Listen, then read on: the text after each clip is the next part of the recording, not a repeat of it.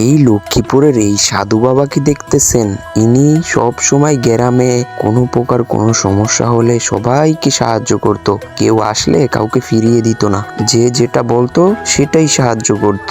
ভূত হোক পেতনি হোক, কারো বাসায় যদি কোনো সমস্যা করতো ভূত পেতনিতে সব সাহায্য করত।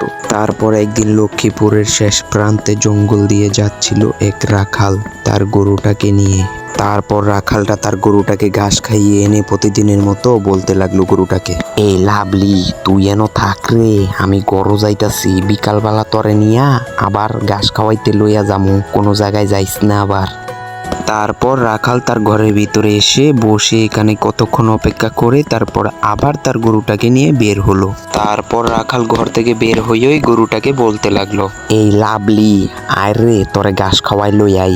তারপর রাখালটা তার গরুটাকে নিয়ে ঘাস খাওয়াতে চলে যাচ্ছিল জঙ্গলের পথ দিয়ে। হঠাৎ করে কোথা থেকে যেন একটা রাক্ষস এসে বলতে থাকলো, এই রাখালের বাচ্চা, গরু নিয়ে কোথায় যাচ্ছিস? গরুটাকে দিয়ে দে আমাকে।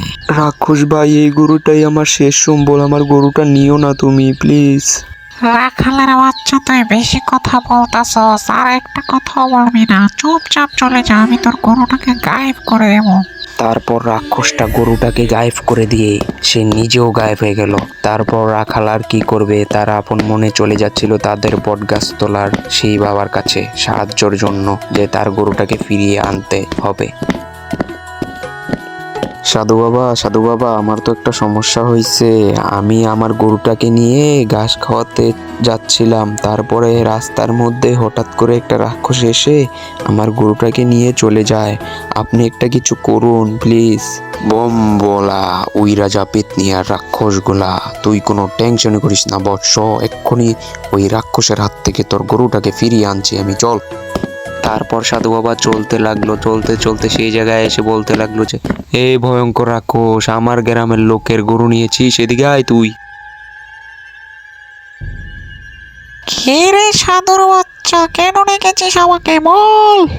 এই ছেলেটার গরুটাকে নিয়েছিস কেন, ফেরত দে গরুটা। দেব না, তুই কি করবি কর। তাহলে দেখ আমি কি করি। আমার অনেক কষ্ট হচ্ছে সাধু, গরুটা আমি দিয়ে দিচ্ছি, ছেড়ে দে আমায়। যা, তোকে আজকে ছেড়ে দিলাম, গরুটাকে দিয়ে তারপর চলে যা, যা।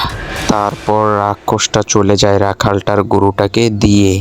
তারপর রাখালটা আবার সুখে শান্তিতে থাকতে লাগলো।